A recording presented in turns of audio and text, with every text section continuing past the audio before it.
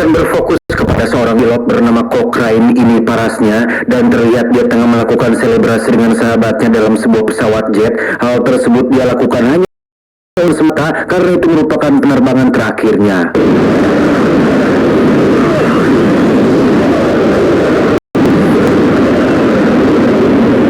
Setelah cukup bersenang-senang, dia dan sahabatnya pun kembali ke untuk merayakan hari terakhirnya dia bekerja sebagai seorang pilot. Dan setelah upacara perpisahan selesai, dia kemudian pergi menuju kediaman teman baiknya yang bernama Mendes.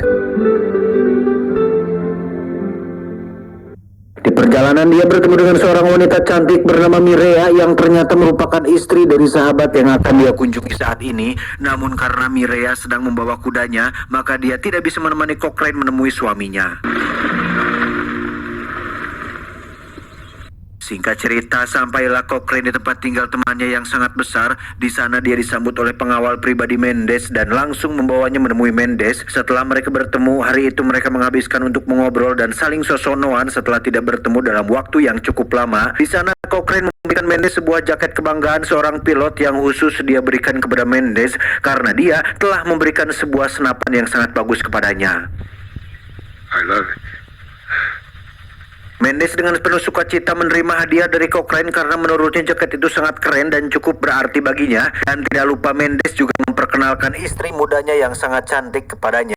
Dia berkata bahwa sebenarnya dia tak pantas mendapatkan wanita itu dan seharusnya dia mendapatkan ibunya yang cocok untuk orang seusianya. Sementara itu, sidik-sidik bahwa Cochrane memiliki ketertarikan kepada Mireya yang jika perasaan tersebut menguasainya, maka hal tersebut akan sangat berbahaya untuk hubungan persahabatannya dengan Mendes. That's why I came down here. Keesokan harinya Mendes dan Cochrane pergi ke sebuah lapangan untuk pergi berburu, namun karena sahabat politik Mendes menelepon, maka mereka memutuskan untuk membatalkan perburuan tersebut. Malam harinya, teman-teman Mendes dalam dunia politik melakukan riungan sambil makan malam untuk membahas tentang polemik di dunia politik yang sedang mereka geluti untuk saat ini. Namun karena teman Mendes terus merendahkan Cochrane sehingga Mendes membawa mereka ke ruangannya dan meninggalkan Cochrane di meja agar dirinya tidak semakin tersinggung. Di dalam ruangan pembahasan, Mendes semakin intim dengan teman-temannya, namun dalam pembicaraan itu mereka tanpa sadar telah merendahkan Mendes dan juga Cochrane dalam waktu yang bersamaan sehingga membuat Mendes emosi dan langsung membunuh mereka. Want to work for me? Singkat cerita, pagi pun tiba. Ketika Cochrane baru pulang berbelanja dari pasar, dia dikagetkan dengan Mireya yang sudah menunggu kepulangannya. Tentu saja Cochrane yang langsung jatuh cinta pada pandangan pertama pun langsung grogi dibuatnya. Dan Mireya juga nampaknya sangat menyukai Cochrane yang dibuktikan dengan tatapan nakalnya terhadap sahabat suaminya tersebut. Untungnya suasana bisa kembali normal saat anjing milik Cochrane menggonggong sebagai pertanda dia ingin ditemani bermain. Namun ketika bermain, hujan tiba-tiba turun sehingga Mireya harus segera pulang ke rumah suaminya. Malam harinya sebuah pesta digelar di rumah Mendes dengan tema Tasyakur Binikmat karena sebentar Mendes akan mencalonkan diri sebagai seorang wali kota di sana. Tamu yang begitu banyak mengharuskan tuan rumah untuk menghormati mereka dan tidak pergi kemanapun selagi pesta belum selesai.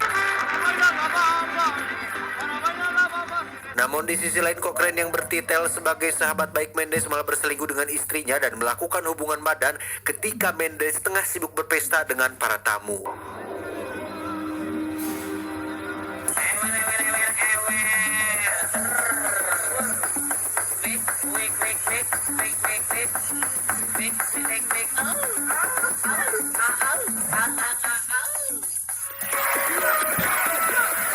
Gijro.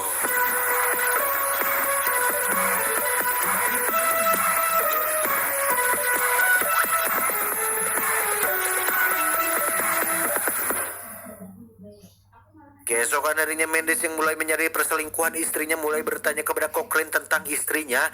Namun meski begitu, Mendes tetap memperlakukan Cochrane dengan baik seperti biasanya. Almost anything to keep her.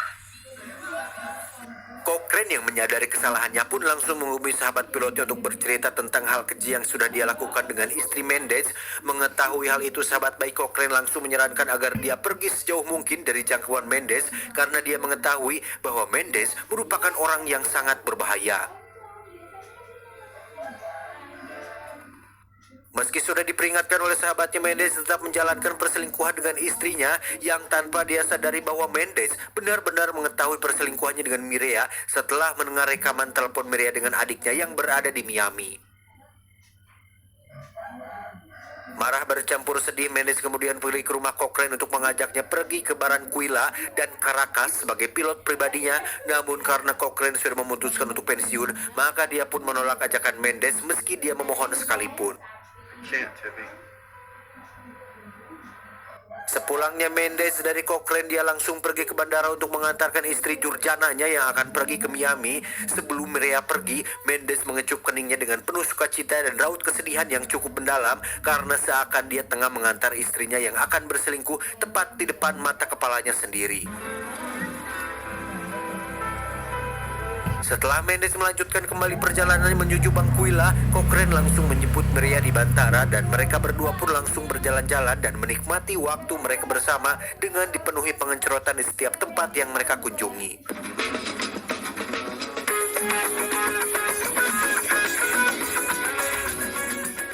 Namun sayangnya ketika siang berganti malam dan kisah romantis mereka hampir mencapai puncaknya, tiba-tiba Mendes datang bersama rombongannya langsung menyiksa Cochrane sampai babak belur dan hampir mati, sementara Mireya diberikan sebuah luka sayat di pipinya dengan tujuan agar wajah cantiknya menjadi cacat. Oh, you Mendes juga membakar tempat itu dan membuang Cochrane di sebuah gurun dengan harapan agar dia mati di sana, dan Mireya sendiri langsung dikirim oleh Mendes ke sebuah rumah bordil agar dia bisa nyaman menjadi seorang wanita pengencerot di sana. Arriba, llévatela, Gordis, ándale.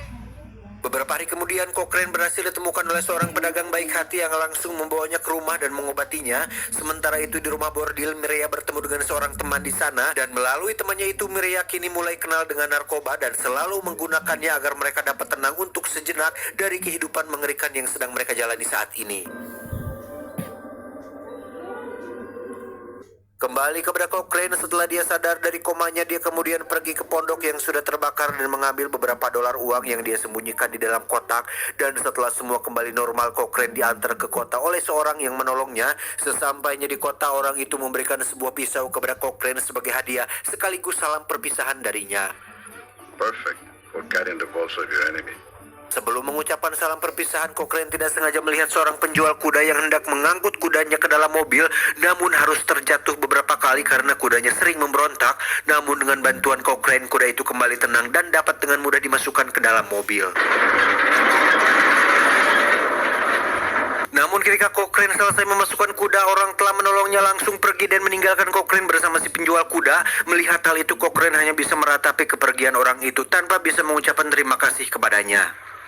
Little cantina there. What you say we get a little drink in it? Sementara itu, si penjual kuda yang sangat terbantu oleh Cochrane pun langsung mentraktirnya jajan di sebuah kantin di sana. Kemudian Cochrane bercerita bahwa dirinya akan pergi ke suatu tempat bernama Durango. Mengetahui bahwa tujuan mereka sama, maka si penjual kuda pun menawarkan tumpangan kepada Cochrane agar mereka bisa pergi bersama ke tempat tersebut.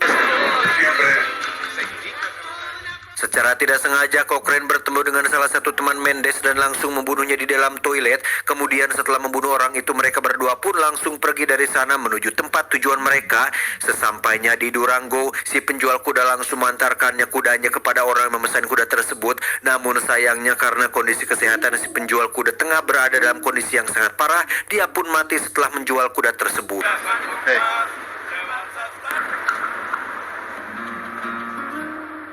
Cochrane pun berhenti sejenak untuk menguburkannya. Kemudian setelah prosesi pemakaman selesai, dia langsung pergi ke rumah si penjual kuda untuk mengambil senjata dan beberapa lembar uang simpanannya. Sementara itu di kediaman Mendes, dia terlihat begitu gegana karena teringat dengan mantan istri dan sahabatnya. Hard to blame him, really. Kembali kepada Cochrane, siangnya dia memesan penginapan untuk beberapa hari demi melancarkan misi balas dendamnya terhadap Mendes. Namun di malam hari ada seorang polisi bernama Amador yang mengunjungi kamar Cochrane untuk sedikit bercerita dengannya. Ternyata orang itu merupakan kenalan dari orang yang telah menyelamatkan nyawa Cochrane ketika dia tengah sekarat oleh Mendes. Di sana dia memberikan informasi kepada Cochrane tentang kondisi Mireya saat ini. Dia mengatakan bahwa Mireya masih hidup dan alasan polisi itu ke sana untuk membantu Cochrane membalaskan dendamnya kepada Mendes karena ternyata adik perempuan polisi itu telah dibunuh oleh Mendes ketika dia membocorkan sebuah bisnis ilegal yang melibatkan si Mendes. Happened a long time ago. Setelah mendengar hal tersebut, mereka sepakat untuk bekerja sama. Kemudian polisi itu pun pergi dengan membawa mobil Cochrane yang dia dapatkan dari si penjual kuda. Keesokan harinya Cochrane pergi ke sebuah bar untuk bersenang-senang. Namun di sana dia bertemu dengan seorang vokalis band rock and roll yang ternyata menaruh hati kepadanya. Sempat ingin pergi meninggalkan wanita itu, namun dia diancam dengan sebuah kegaduhan jika dia meninggalkannya. Karena tak ingin hal itu terjadi, Cochrane pun memutuskan untuk mengajak wanita itu ke kamar dan bermain remi di sana. Ketika permainan sedang berlangsung, tiba-tiba si polisi datang bersama saudaranya yang merupakan seorang Kobi dan baru saja turun dari gunung. Di sana si polisi mengatakan bahwa Mireya sedang berada di sebuah wisma pelacuran. Namun sayangnya polisi itu belum mengetahui secara jelas tentang di mana lokasi wisma tersebut berada. Sontak hal tersebut langsung membuat amarah Cochrane tak menentu dan berusaha untuk mencari tahu sendiri tentang keberadaan Mireya saat ini. Dia juga berniat untuk menangkap seorang anak buah Cochrane yang tadi dia temui di dalam bar. Kemudian si polisi berkata kepada Cochrane untuk sedikit bersabar dan tidak melakukan apapun yang mungkin akan merugikan dirinya sendiri. Dia juga meminta agar menyerahkan urusan tersebut kepada mereka berdua karena Cochrane hanya akan mengacaukan segalanya. Si wanita kemudian menawarkan diri untuk membantu Cochrane dan si polisi dalam misi penangkapan dari anak buah Mendes yang sedang berada di bar tersebut. Sementara itu salah satu anak buah Mendes tengah memanfaatkan keadaan Mireya yang berada di wisma dengan menggaulinya. Akan tetapi karena Mireya yang mengetahui orang itu merupakan anak buah Mendes pun langsung menusuknya tepat di pundaknya. Keesokan harinya si polisi berhasil membawa anak buah Mendes ke hadapan Cochrane dan langsung menginterogasinya di sana. Dan setelah interogasi yang cukup panjang, akhirnya mereka berhasil mendapatkan lokasi di mana Mireya berada. Namun sayangnya tempat itu berada cukup jauh dari kota dengan jarak sekitar 20 mil dari sana. Walk away. Singkat cerita, akhirnya mereka bertiga sampai di tempat tujuan di mana Mireya berada. Namun sayangnya di sana mereka tidak mendapati Mireya karena sudah dibawa oleh seseorang. Mengetahui hal itu, emosi Cochrane langsung memuncak dan menghajar seorang mucikari di sana sampai berlumuran darah. She doesn't know. Di tempat lain ternyata Mireya dibawa oleh anak buah Mendes yang langsung dikirim ke sebuah gereja dan menjadikan Mireya sebagai seorang biarawati. Kemudian Mendes mendatangi anak buah yang menggauli mantan istrinya dan langsung membunuhnya. Beberapa hari kemudian, akhirnya Cochrane dan dua orang temannya berhasil menemukan jejak Mendes dan berniat untuk menunggunya di sana. Namun dia berpesan kepada dua temannya untuk tidak membunuh Mendes meski sesuatu yang buruk menimpa Cochrane sekalipun. Crazy son of a bitch, Cochran, but we're with you. Keesokan harinya Cochrane duduk di bawah pohon di tengah padang yang luas yang tidak lama kemudian langsung didatangi oleh Mendes dan anak buahnya. Namun sesampainya di hadapan Cochrane, anak buah Mendes tiba-tiba diserang oleh temannya Cochrane yang bersembunyi di bawah rumput kering. Sementara itu Mendes dan Cochrane akhirnya berbicara layaknya sahabat lama. Kemudian Mendes meminta kepada Cochrane sebagai seorang mantan sahabat untuk menjauhkan Mireya darinya. Mendengar hal tersebut, Cochrane langsung merasa iba dan berjanji kepada Mendes untuk menjauhkan Mireya darinya. Kemudian Mendes juga memberitahu lokasi Mireya yang tengah berada di sebuah biara di kota Morito. Tanpa mengucapkan salam perpisahan, mereka berdua pun pergi ke arah yang berlawanan dengan wajah yang cukup sedih karena mungkin suatu saat mereka tidak akan menjadi sahabat seperti dulu lagi. Singkat cerita, sampailah Cochrane di biara dan langsung membawanya pergi. Namun sayangnya efek dari narkoba yang selalu dia gunakan bersama sahabatnya pun membuat Mireya tidak bisa bertahan lebih lama dan mati dengan bahagia dalam pelukan Cochrane.